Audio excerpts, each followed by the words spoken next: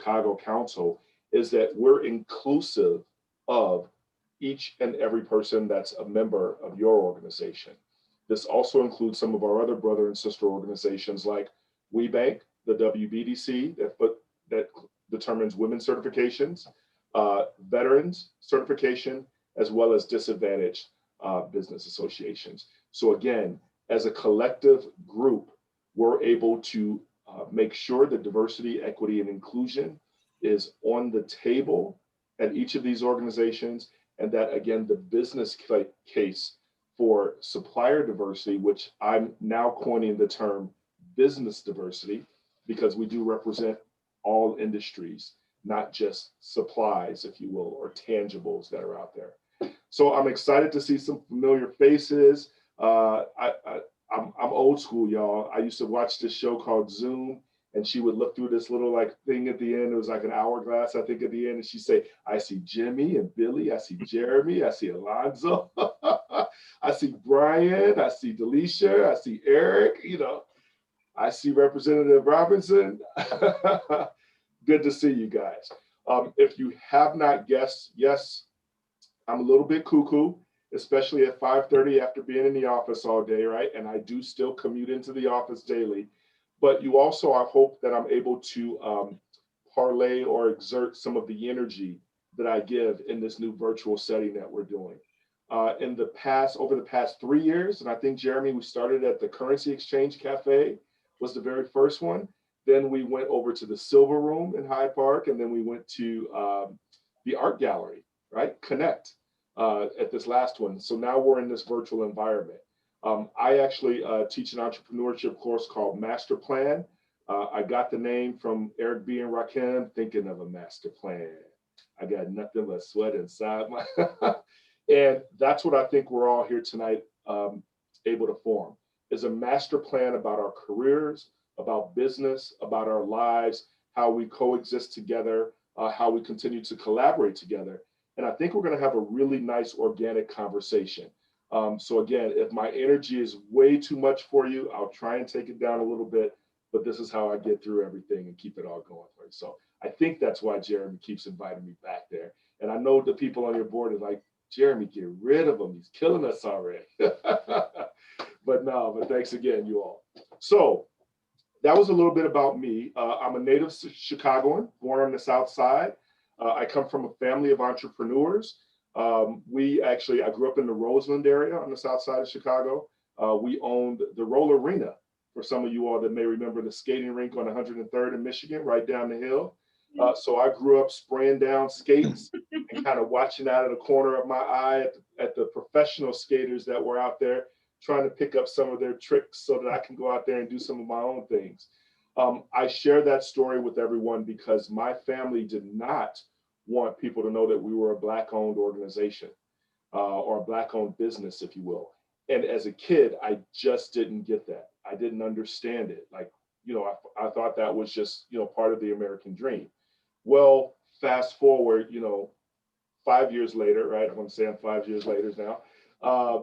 I really love this position of being able to help assist, advocate, and again, connect minority businesses that, again, is inclusive of all representations. And again, that being LGBT and what we are doing here today, the advocacy. I'm also a small business owner. I am a part owner of Alexander Noel Men's Custom Shoes. Been out since 2016. You can find us at Shop Alexander Noel. That's AlexanderNoel.com. Men's Custom Shoes. And we've been featured in British GQ. And I am happy to report that as of December 2020, we are now officially on Zappos.com. So some excellence there, if you will. And I hope I can, again, pass this energy along and keep it going. So I'm really excited again to be moderating tonight's panel, if you will, of two incredible Black businesses that are proving during a time like what we're experiencing today, the pandemic is causing most of us a disruption. But what I'm hoping that we're going to identify today are the opportunities that have been presented for them. I think there'll be some shares, and I'd love some questions from our participating audience today. Things that they will share about each one. I'm going to allow them to speak in their voice because I don't believe I would do them justice if I gave them introductions there. But I will mention that tonight we have two distinguished panelists that are joining us. Mary Morton, who is the founder of the Morton Group, and she will explain more about her business, and State Representative Lamont Robinson, who is a huge advocate for us here at the LGBT Chamber. In addition to that, is a small business owner, and if I'm not mistaken, has two all-state agencies located on the south and west sides of Chicago. That's correct. But that reaches out to all. And so without further ado, before I get into questions, I'd love for you both to introduce yourselves, and then we'll go into some curated questions, and then maybe get some great answers, some other questions, I'm sorry, from the audience. And so in no particular order, we will start with Mary first. Okay, great. Thanks so much. Hi, everyone. Thanks for the invitation to be here this evening. A little about my background. So I too grew up on the South Side, Vincent, not far from you, apparently, in Morgan Park. And, South Side, hey, I went to Morgan Park High School. Mustangs in the house. And went to Loyola. I'm a lifelong Chicagoan, and I started in association management, actually, which this is association management town, American Hospital Association and Dental Association, et cetera. And realized at some point that I really wanted my professional life to more closely mirror my volunteer life, because I was really getting involved as an activist. I got involved with Chicago Now and all sorts of organizations where I would go on and to leadership roles and often be the first or the only Black person and certainly Black lesbian in that role. And just to fast forward, I ended up moving into city government at one point. As some of you know, I was Daley's liaison to the LGBTQ community and worked in the Department of Public Health, left there and started Morten Group. I really started because my degree is actually in communications and radio and television, and I was going to be a filmmaker, and I am a filmmaker. However, documentary filmmaking doesn't really pay, as it turns out. And I had to make some cash. And so I thought, I'm going to do a little consulting on the side while I'm doing my film work. And here we are 20 years later. So started for the first 10 years as a sole proprietor and didn't really have any staff, any permanent staff until probably 2011. And since then, have just kept moving forward and continued to add consultants, and then really moved into adding staff. And I will just say that it was very scary to have staff because of course that means that people have to be paid every 2 weeks or once a month. And that is a lot to take on and to think about doing. And I kept thinking, I'm just gonna have consultants. I'm never gonna have full-time staff. I don't wanna deal with benefits and all those kinds of things. And here we are, I am in fact doing all of that. I started my consulting business really building on the work that I'd already been doing in both the LGBTQ community and the women's and girls sort of advocacy community. And so it was intentional to use my name because I had some name recognition, and I was going to use that as a way to open some doors.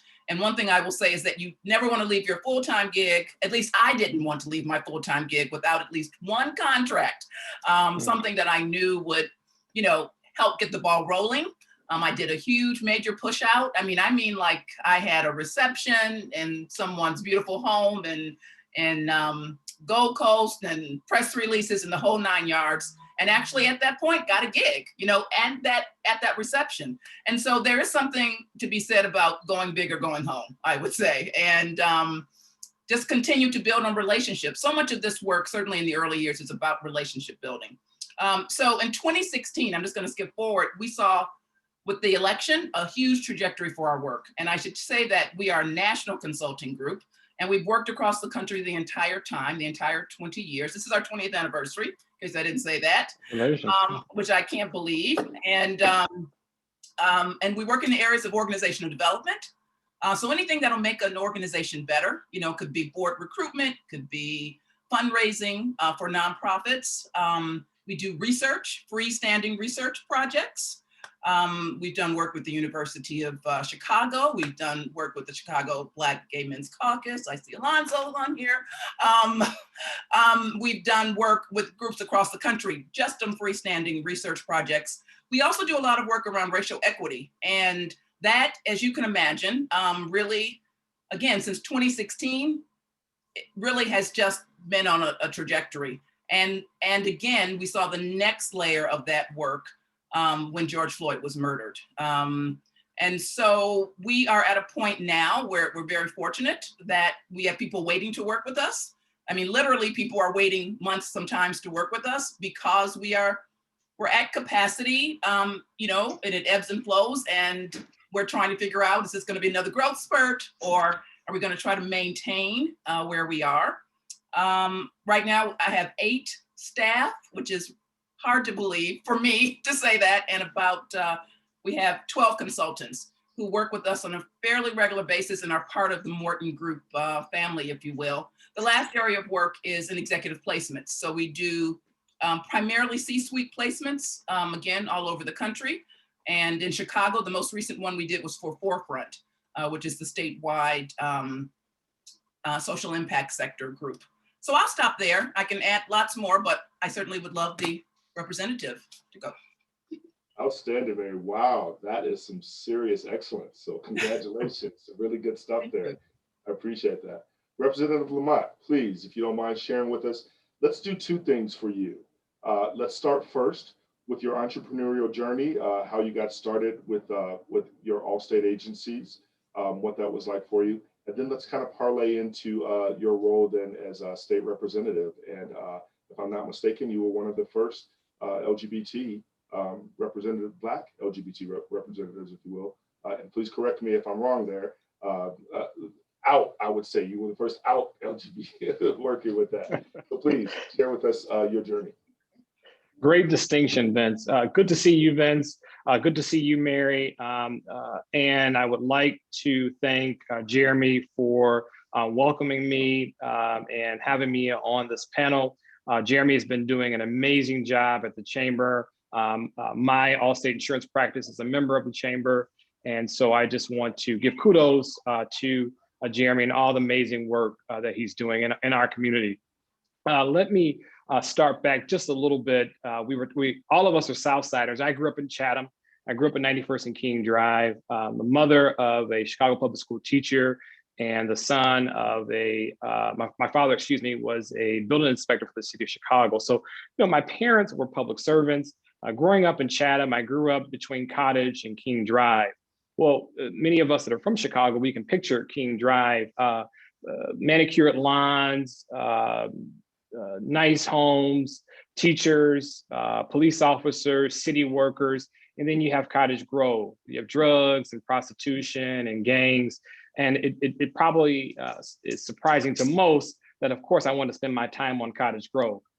But I've had many mentors in my life, neighbors that kept me on the right track. I lost my father when I was a junior in high school, but I had many folks that, again, kept me on the right track. And one of those folks was my uncle, who was a Chicago public school principal who had a lawn care business and also had a laundromat, and my aunt who was a assistant principal. I share that because I saw the lifestyle that my parents had, and my parents struggled.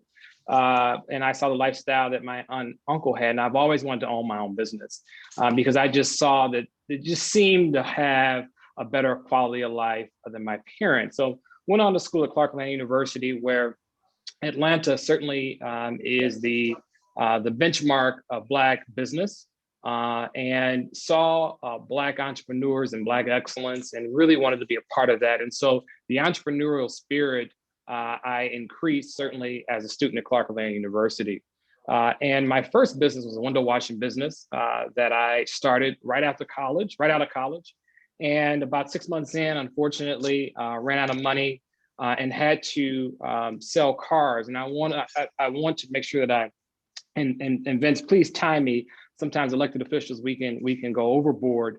But I got into the business of selling cars. I was selling cars at an all-white dealership, And a Black couple came into the dealership with Xavier University sweatshirts on, and I looked to my left and my right, and no one wanted to greet this couple. So I went up and I greeted the couple.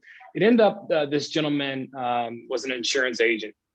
And he asked me, young man, what do you want to do? I said, I want to own my own business. I just don't know what industry I want to go into.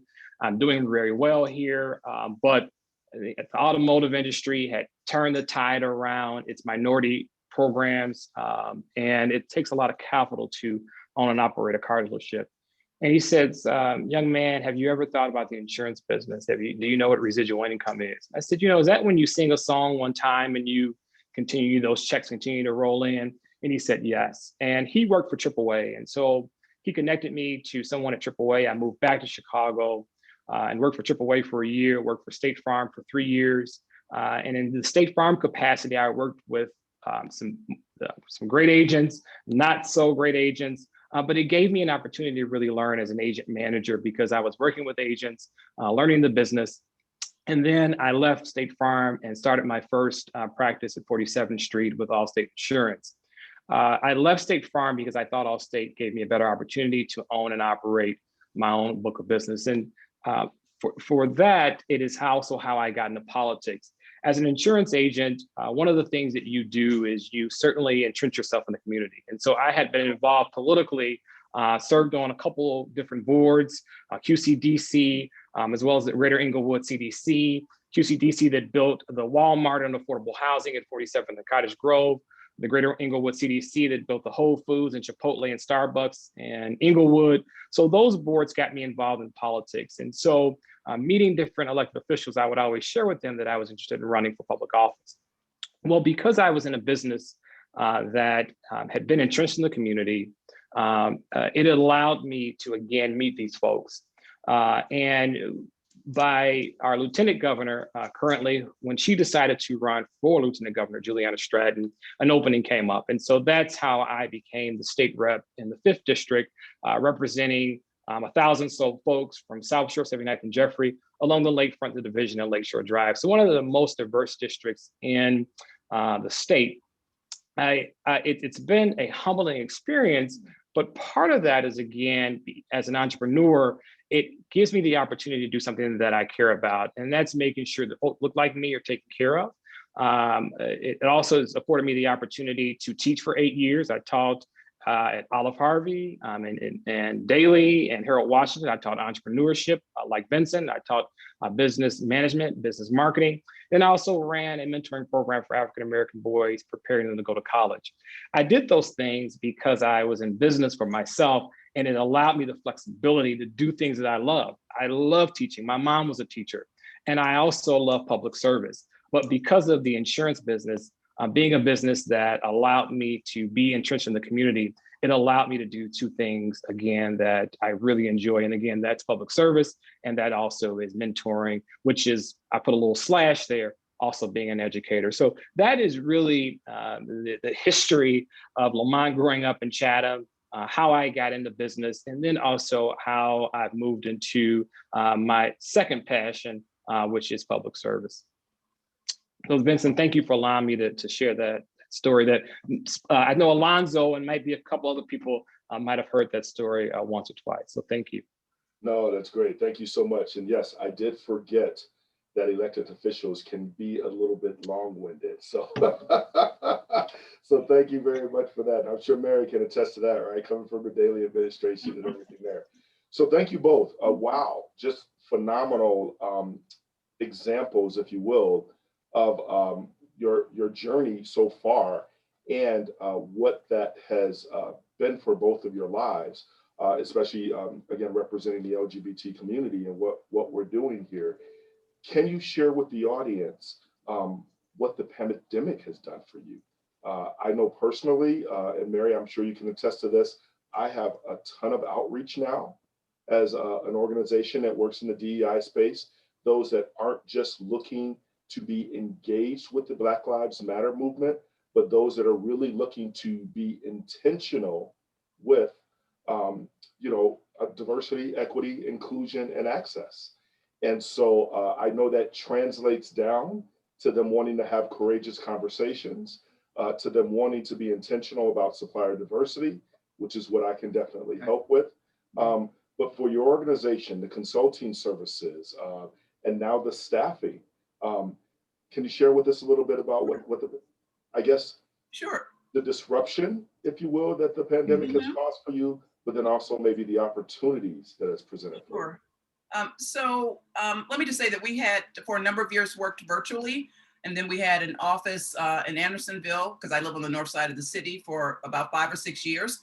But because we started traveling so much more, we decided to, we were actually going to look for a larger space. And then we decided, we're doing so much traveling and it's so easy to get space wherever you are, that we did away with the office. And I said, if people really feel strongly about it, we'll get an office in another year. As it turned out, it was not a problem working virtually. And so when we had to start sheltering it in place, it wasn't a disruption. I mean, the reality is we have not had a disruption. We have only had more and more work.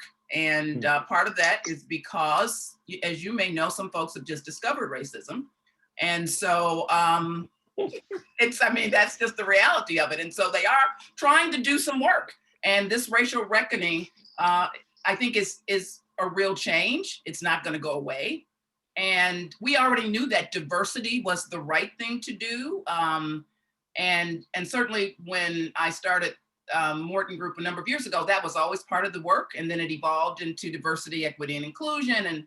And now we're talking a lot more about racial equity, because at the end of the day, and I just have to say this, that if we do not address racial equity, there will be no LGBTQ equity, there will be no gender equity, right? There will be no equity. And so we have to deal with race. And we are getting inquiries, again, from literally all over the country, so that for us, and we feel very fortunate. In fact, we had a team meeting yesterday and we did a gratitude check-in. And, we get to work from home and we have a lot of work. And so we're very fortunate. We don't take that for granted. And so that's what's happened in the pandemic for us. And we know that is not the same for so many other businesses. And so wherever we can, we're trying to work with other small businesses as well when we need things. I see our photographer on here, Timmy Samuel, who's been working with us for a number of years. And so we really try to work with other small businesses and try to show support as we can. So in our case, the pandemic has not really slowed down our work at all. And I know we're very fortunate in being able to say that. That's phenomenal. Yeah. Because I do hear, a couple of different stories, but I do love that you're sharing that you're continuing to thrive during it. I have a business that I can share. I've asked for his acknowledgement to share this, but he was remaining static at around 20 million in revenue a year. Where during 2020, he went from 20 million to 80 million because businesses really said, and he says, I don't know what's happening, but I'm going to work this to the bone, right? And so I think we're continuing to see that go along. How about for you, Representative Robinson? I know that it's been challenging for you in the service sector, if you will. We know insurance. We know you're in good hands with Allstate, I should say, right? But can you also relate that not only to what your business, if it's continued to thrive during this time, but also again, the work that you're doing for us, from the legislative side as well? I would say that if God is blessing Mary, I know that God is going to bless me. And so it's good to hear that Mary is doing well. Mary, I might need to borrow some money from you. So I'm going to put that out there right now. So I have two operations, and Vince mentioned that a little earlier. I have an operation in Bronzeville, which is the operation that I built from, I think we purchased that agency about $500,000. We grew it to 3 million. And then in 2019, we bought an operation that is about 5 million. So, right now we're hovering around $8 million in revenue with 10 employees, but we're down 20%. And let me step back, 10 employees, down 20%. And let me also say that I have not laid off anyone. Let me also say that two of my managers are LGBTQ. One manager has left about 6 months ago to open up his own operation in the midst of this pandemic that was also LGBTQ.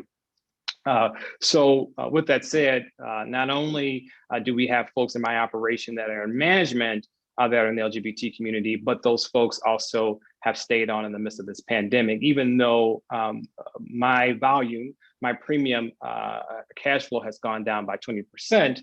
I am still investing in the agency because I know those 10 employees that I do have families, right? And they support the communities that they live in. And so I am very sensitive to that, even though I'm feeling the pain in my pocketbook. And so that is maybe one advertisement, if I can put out to the folks that are looking for auto and home and life insurance. Please reach out to me because my business is down, but I understand that I'm also still in business. And I'm fortunate enough that when we did have to go from working in the office to working at home, we were able to do that very quickly with the technology that we have. So we're back in the office, even though our offices are not open, only by appointment. We do have a few senior clients that want to come in and make payments and go through their policies. And certainly we'll do that. We'll be accommodating. But right now we're back in the office and our offices are closed to the public.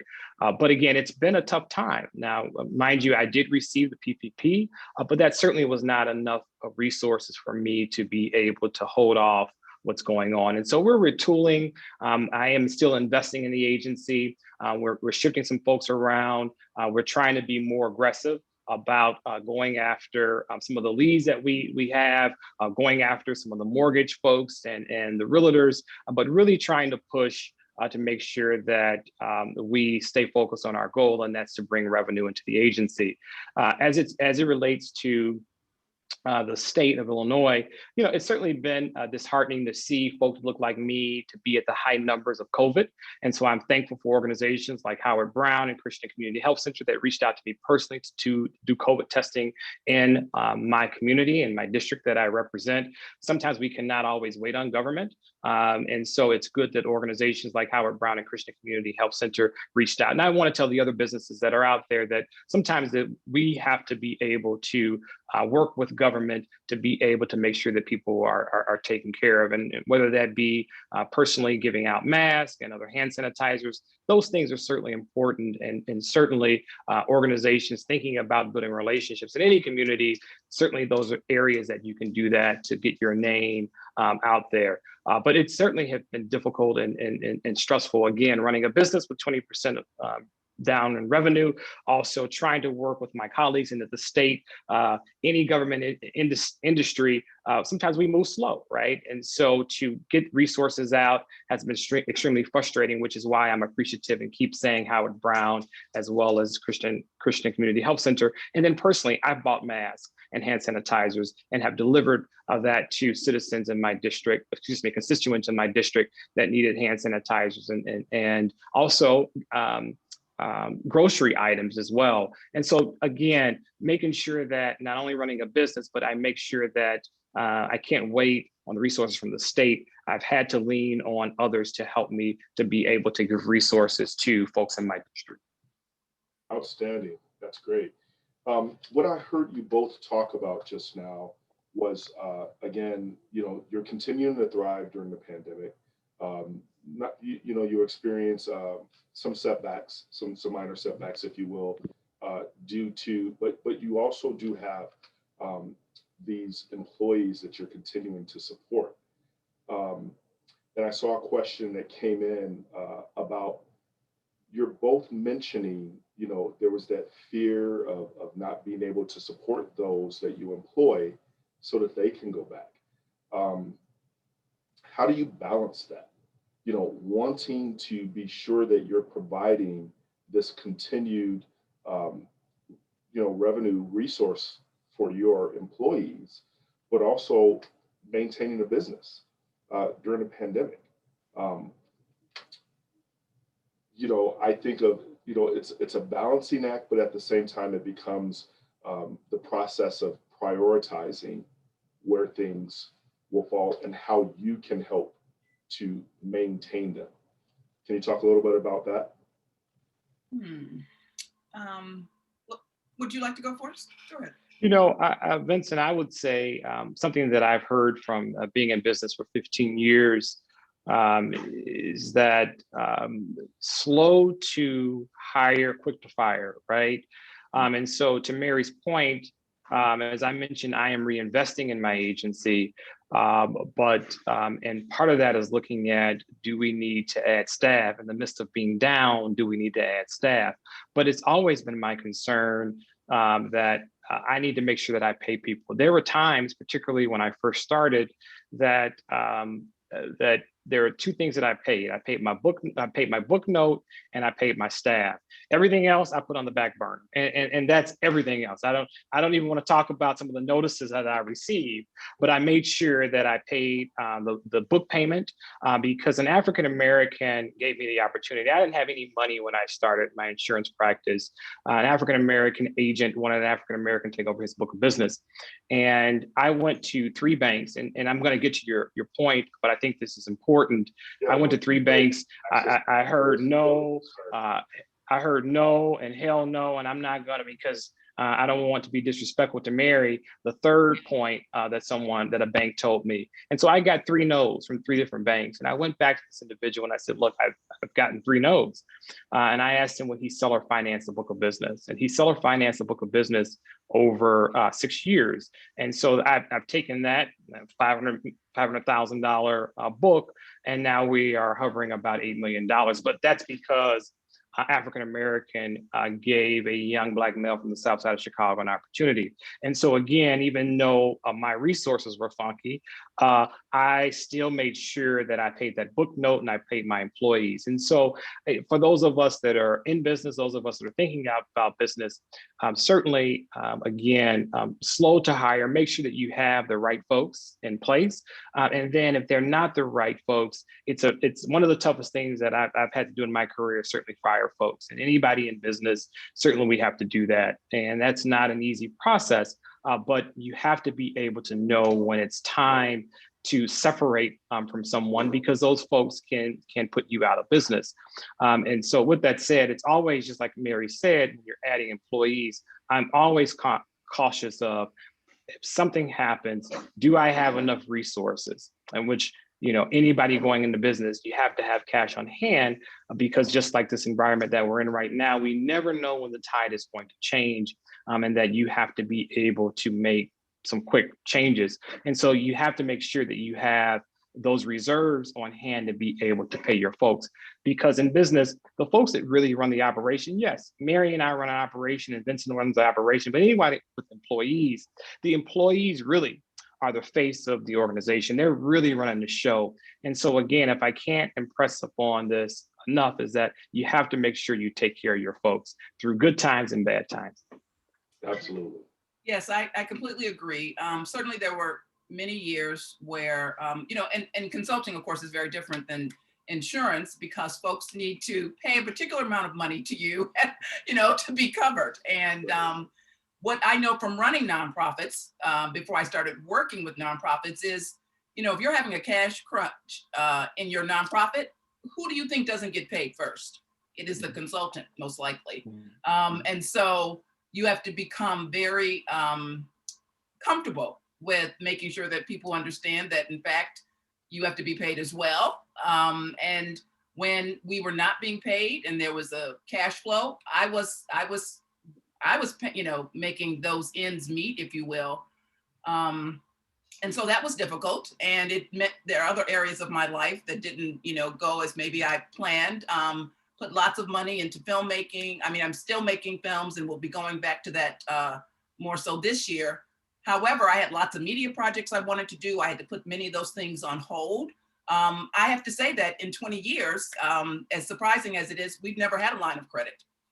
We've had enough cash flow or cash borrowing from my own bank account where we just made it. And now we're in a very different position. But there were definitely years where it was never a choice. People were always going to be paid. that was just the case. I mean, that was a commitment that I made early on. And with regard to sort of selecting staff, every single person that works with Morton Group has been intentionally selected. So we are a multiracial, cross-generational group, and with really diverse perspectives that really helps to shape our work, to inform our work. And I wouldn't have it any other way. So no one is just kind of like, oh, I thought I'd like to do some consulting with you. Do you have any openings? That is not how people come. It's a fairly tight-knit group. And what I tried to do was to build the business that I always wanted, you know, the company that I wanted to work in at a much smaller level. But I want to be around people that are smart and are motivated and really care. And those are the folks that we have working together. So therefore, people like each other. They want to work with each other. We came together in September. We always do an annual photo shoot. And we came together in September for the first time since probably February. And we were in our, we have a co-share space that we use in Edgewater. And, you know, we were all masked and being socially distant. We were outside in a courtyard. It was clear that everyone wanted to talk to each other because they had not seen each other. We had seen each other on Zoom, of course, but we had not been in the presence of each other. We onboarded staff, just like we were continually doing executive searches from all over the country. We were onboarding staff that we never saw in person. We only saw them on screen. And so for some of us, it was the first time we were actually seeing the new staff people, you know, like live and in front of us. And so people really wanted to connect with each other. And so I think that's a really big lesson, is that you really have to take care of those folks that work with you. You take care of them and they absolutely will take care of you, and they will take care of the business. There's nothing that will replace that. And so I try to really, you know, think about professional development. I'm always thinking, I made a commitment to hire in some of our project management roles, people who were right out of college. And so they got a lot of training about how to work in an office, even if it's an office when we had an office, or even just working in their own environment. Because what I know, and I'm sure many of you know as well, people don't get some basic kinds of experience about how to go to work from college. They can be smart as, you know, all get out, but they just don't know, for instance, how to even write a business letter, because who shows people how to do that anymore, really? And so I have a commitment to working with younger folks. And then after 5 years, I'm always asking them, what's your next step? You could leave and come back, but you do have to leave for a while, because I want them to have a different experience. And so that's part of the professional development that I've been really committed to. And I have people that have been working with me for 10 years. In fact, we were in a meeting and we were doing introductions, and someone who started as a project coordinator, who's now a consultant, went to grad school, came back, said, I was thinking about this morning, and I've been with Morten Group for 10 years. And that's significant. She actually was one of the first staff people that I hired. And so have seen her go through lots of changes, and we've both really grown a lot together. So professional development and picking staff intentionally is critical to making things work. And, just little by little, building the staff out and taking on, obviously, if you're going to be an entrepreneur, you cannot be risk adverse. If so, this is not the place for you. You're going to take some risk. One of the things I like to say is we don't have to do something for 6 months or a year to figure out it's not working. If it's not working, let's change the plan and let's do something different. Yeah. I love it. I love it. Thank you both. I think what I heard that you both said is hire slowly, fire quickly. Yeah. Because that definitely can contribute to, again, your success and everything there. Allow me to pivot a little bit. And so if you don't mind sharing, I see, again, our virtual audience here is a great representation of, entrepreneurs, of employee groups, employer groups, those that, again, are in the LGBT space. Can you share with us what it's like for you to, again, we know that identifying as LGBT in the Black community can be shunned upon and not always welcomed. And so, Mary, I know with you, working with the past city administration, if you will. You said being openly representing the lesbian community as well.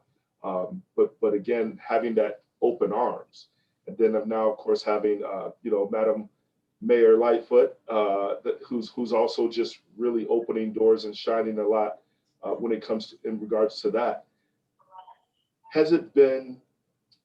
Was it very positive for you when you started? Just so that others that are thinking, should I really, go into this full steam ahead, with the flag on my back, or, or do I, unpack it in due time?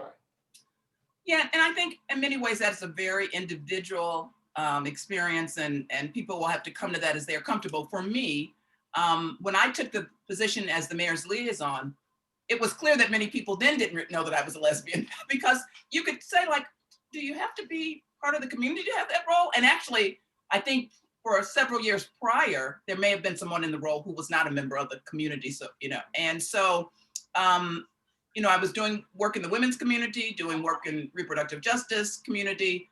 And I had roles where I was often the first. I was the first Black out, lesbian chair of the Chicago Foundation for Women board, and many of those other things. And so when I decided to start the business, it really wasn't something I thought about, frankly.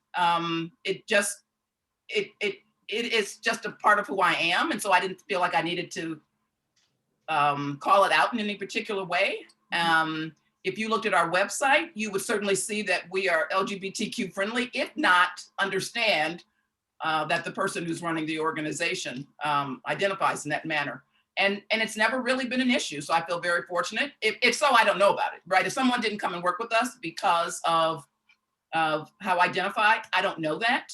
And I would say in many cases, that's something that people seek out, or they're really, excited about that part of our identity. And the fact that we have, we have to do the statistics now and then. And so I would say we are probably 60 to 70% LGBTQ, and most likely 70% people of color on the team. And we're very proud of that. And again, that's very intentional. And one of the reasons why that's really important is when we do our racial equity work, we only train in multiracial teams. We always train with a white person and a person of color, because we want to show what power sharing looks like. And we know that often when we're talking about equity and racial equity and DEI work, that the person of color will, be the person who has to do the heavy lift on it. And so we want to go in right away saying, that is not something we want to model for you. This is what we want to model for you. And so that's an intentional part of our work. And so when we're hiring people, we are very literal. If we can't say to you, in fact, I remember saying to someone who came in as a temp, and my project manager said, you might want to look at his resume, because we were talking about the fact that we needed a white guy. And I said, you're right. And so I literally said to him, I said, so do you want to be our white guy? And he was like, okay. I mean, we have to be able to talk about it that way. We have to be, because again, it's really important, because guess what? White people listen to white people in a different way than they do people of color. And they're parts of our trainings, like the land acknowledgement. We want a white person delivering that. And we make that really clear. And so we're very clear about that when we're doing that work, particularly around equity. And it flows into every other area of our work. So if it's been a problem, I don't know. I don't know about it. Yeah. No, and I just said, and being intentional all along, right? So you have those that are reaching out with you with strong intent on hiring your organization to do this work and to talk about this, but then also knowing that who you're having represent or facilitate those discussions too are being intentional with it. I love that. How about for you, Representative Robinson? I would agree with Mary that it's each person, right? You have to make sure that you're comfortable with that decision to come out. I have been with Allstate for 15 years, and I'm sure that out of the 15 years, if not 10 or 12 or 13 years, I have been an out LGBTQ agent, Black agent. And I've been very fortunate to work for a company that has been extremely supportive of the LGBT community. I will move that to say that the LGBT community, particularly the Black LGBT community, has been extremely supportive of my agency. And knowing that, and I think this is something that I should share to folks that are in business or thinking about business, our community is very small. And so it took a couple of years for the community to trust me, probably 4 or 5 years for folks to trust me, because as I shared with you a moment ago, that a couple of seconds ago, that we're a small community and people do talk and share information. And as an insurance agent, I have a lot of personal information that people have. And so if a couple were to split, those are things that I have to be able to keep close to my vest. I also, as Mary mentioned, probably 50% of my staff is LGBTQ, right? And so we've had to have those conversations. That information that you hear, information that someone shares to you, has to be certainly kept confidential. As it relates to my role as the first Black member of the LGBT community and out, as Vincent mentioned, in the General Assembly, that was something that many folks advised me that I shouldn't come out. Well, I'd already been out as a business owner. Why would I go back into the closet, right? In a sense, but I'm certainly glad I did that, because I'm still breaking down walls around the stigma, how folks see folks in the LGBT community.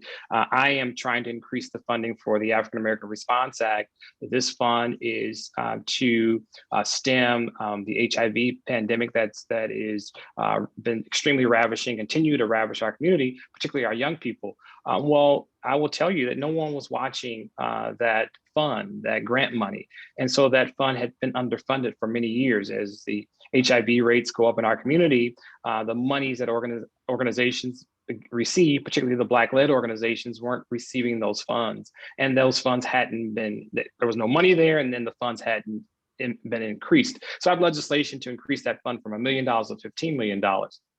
And that's because I'm an out elected official, right? And so I could make sure that I'm looking out for the LGBT community, particularly around issues that we're having, because I am an out candidate or an out elected official. And I think more of us need to be out in business because people do listen to us, and we need to be in those rooms. But then we also need to be in the rooms as it relates to elected officials, because we need to be able to watch the storefront as it relates to resources for our community. And so, I've been honored. It's been a tough road. It still is, when you have to continue to challenge your peers and your colleagues, get them to think out of the box as it relates to folks that are LGBTQ, particularly those that look like you.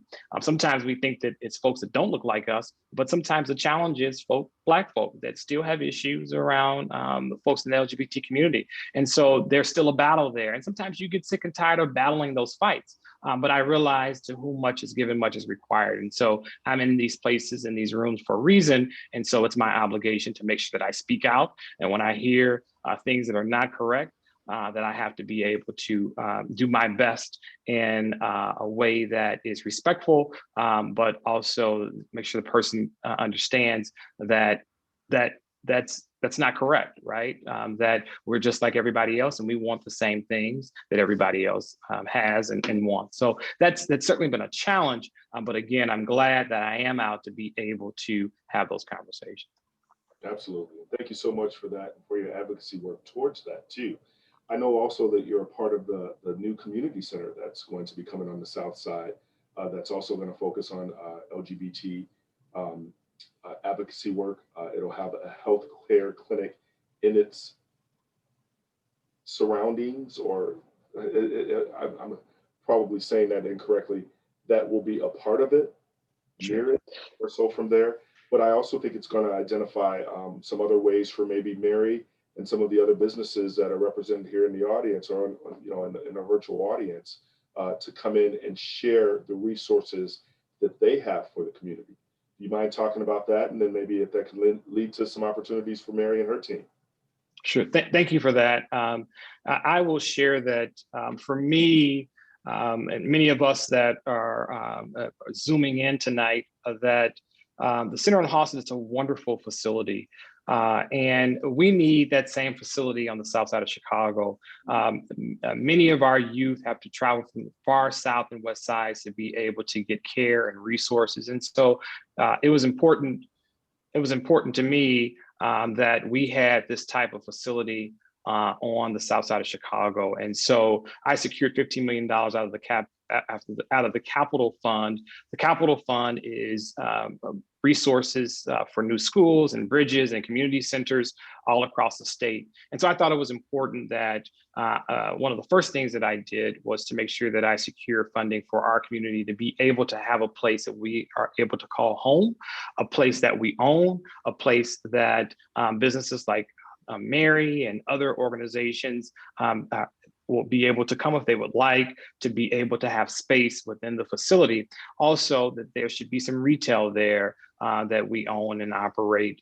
Because again, I think it's important for us to be able to have our own center of excellence in our community, and a place that, again, that we can call home and be happy that it's for us, by us, and that we can have a space, again, to be able to call our own. So I'm very excited about it.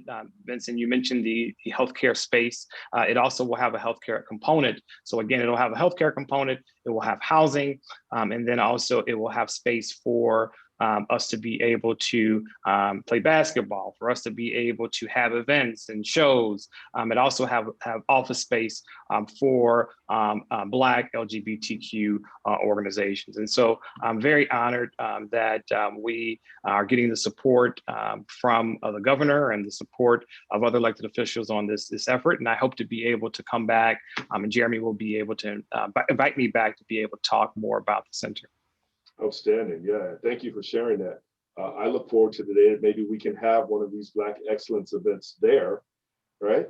And and share, not only I'd be welcome to come out and talk about certifications, if you will, the advantages of it, and then the LGBT certification, women's certification, veteran certifications, just everything that we're doing all together.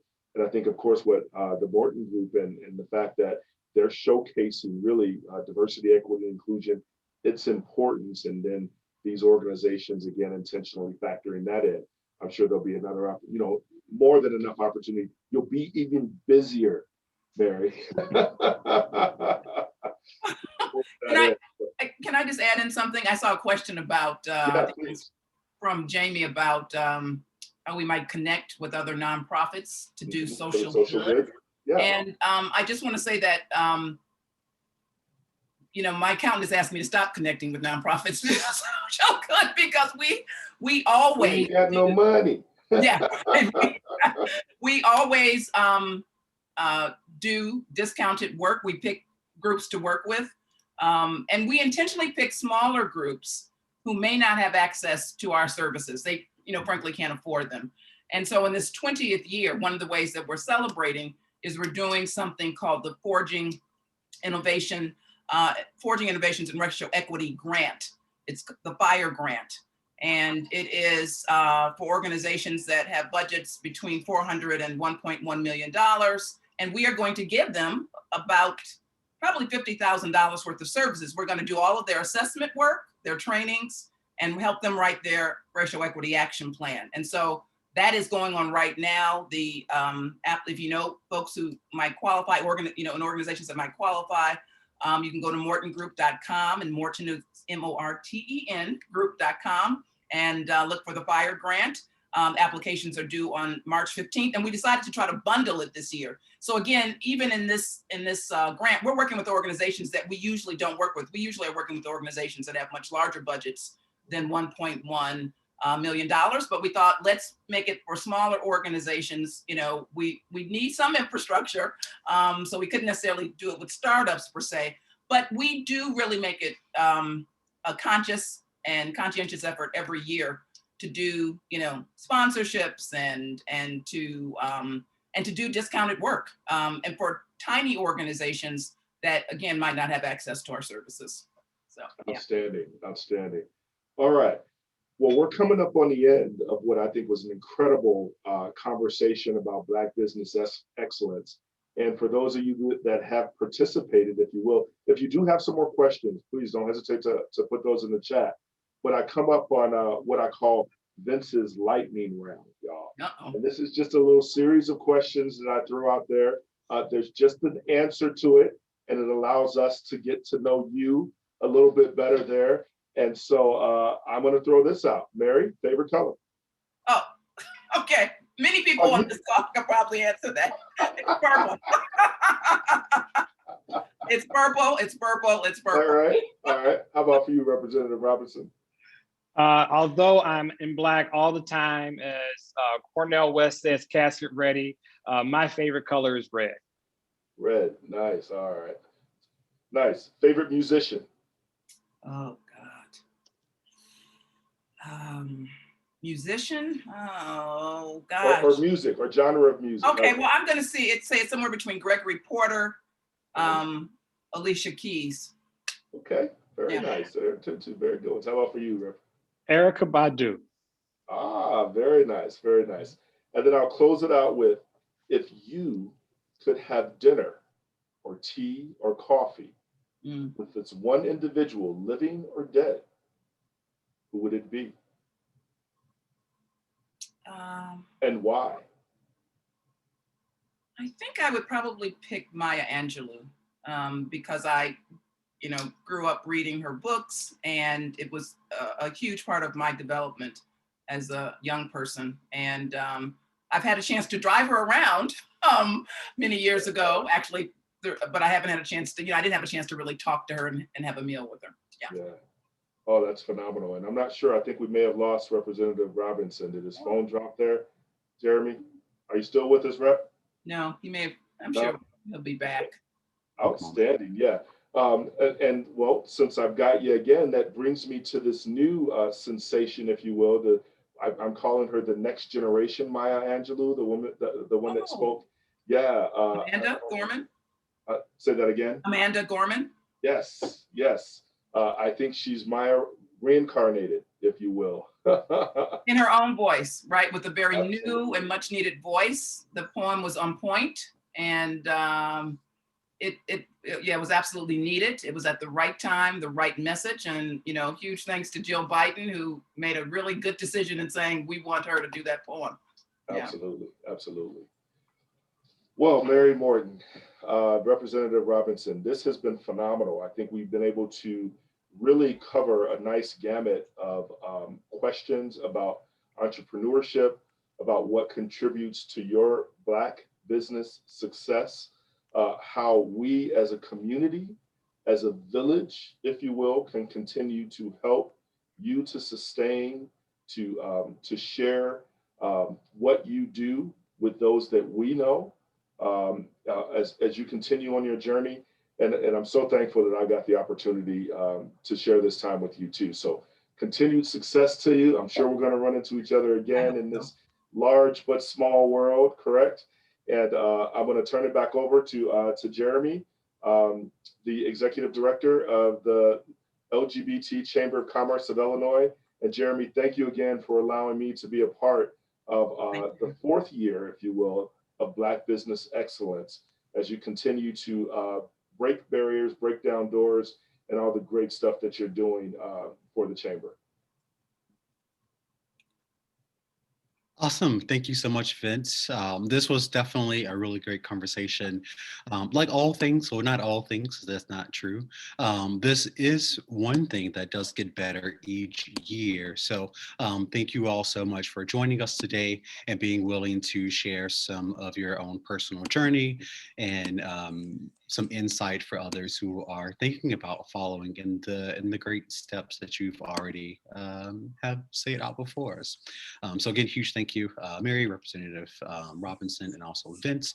We hope to be able to continue partnering with all of you throughout the rest of this year as to support your own business and to be partners with us as we continue to hold events in our Black Affinity Network series. So we hope to see all of you again. Very quickly, I did want to just take a chance to go through some final updates. Again, we talked a good bit about certification earlier. So again, if your business is 51% or more LGBTQ owned, we would love to help get you connected to that certification.